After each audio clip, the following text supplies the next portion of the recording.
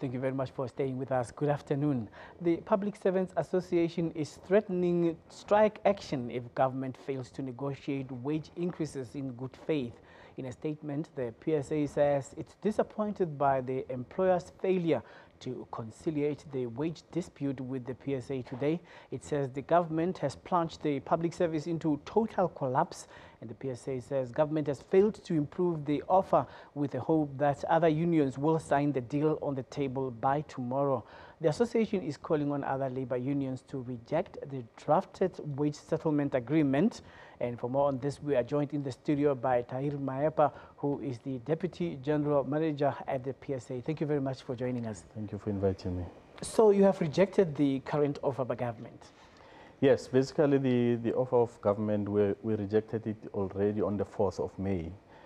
Today, basically, it was a conciliation to try and find one another and to also test if government was willing to renegotiate the current offer. Unfortunately, during the sitting today at 11 o'clock, the government representatives simply came to us and said, no, there is no more money. They are not going to improve that particular offer. That offer basically is full and final.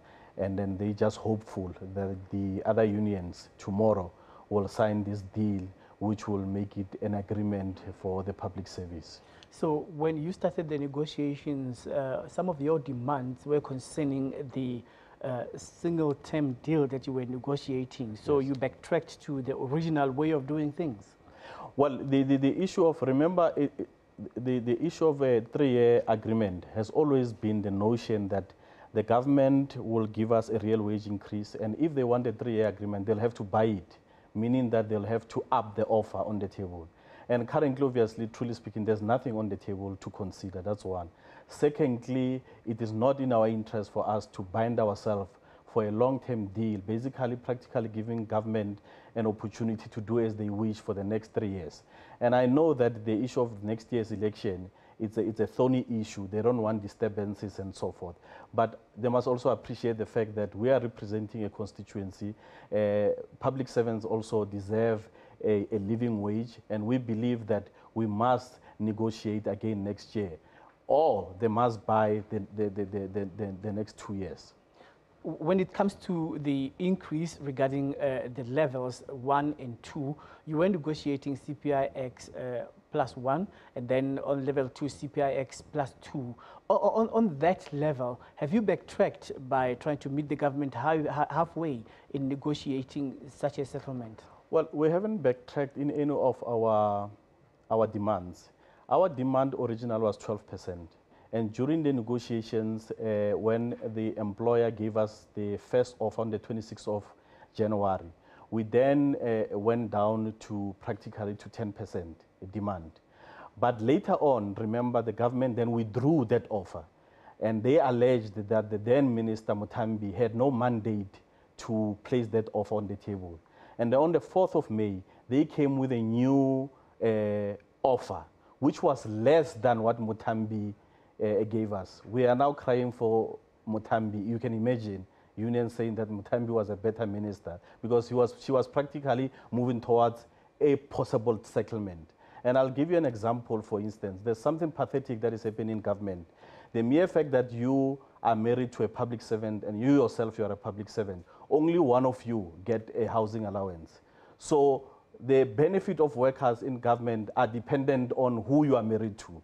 And we're saying that is nonsense. Every public servant, they've got their own terms and conditions of employment. Each public servant must get a housing allowance, as pathetic as it is currently, which is something that Mutambi had considered to say that they are willing to give us that. That's one.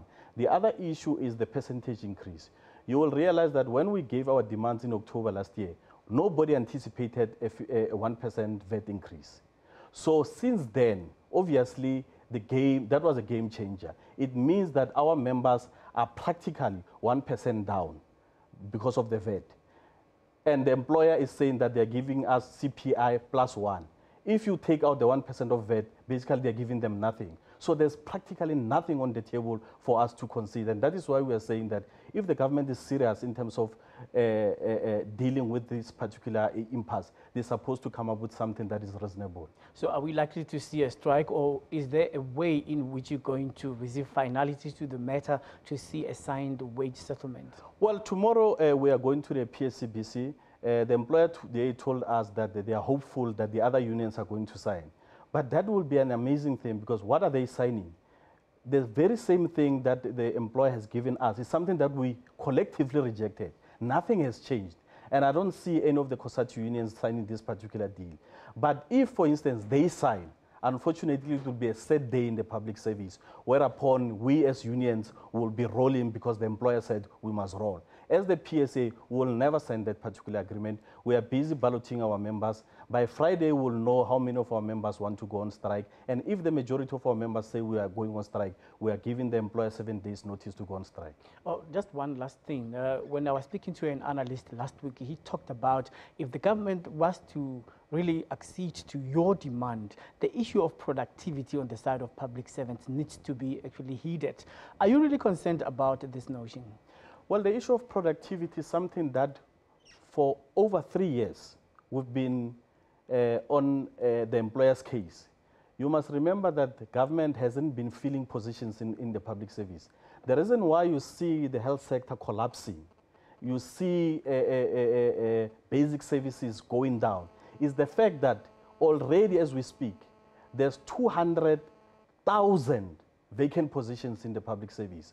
So productivity will never be realized so long as we have this massive number of posts that are vacant. And we've been saying to the employer, there's no way that we'll be able to be productive and give the citizens of this country a proper, deserving service so long as you expect one nurse to be able to deal with 20 patients. It's not going to work. Currently, the issue of productivity has got nothing to do with the wages. It has to do with the employer's inability to make sure that they enable the environment for productivity. All right, thank you very much. We will keep our viewers posted regarding what you will decide tomorrow, and by Friday also, are you going on strike or not? Thank you very much. All right, I'm speaking to Tahir Maepa, who is the Deputy General Manager at the Public Servants Association, and we did try to organize an interview with the employer, that is government, regarding these negotiations, and to no avail, but we'll keep on trying again.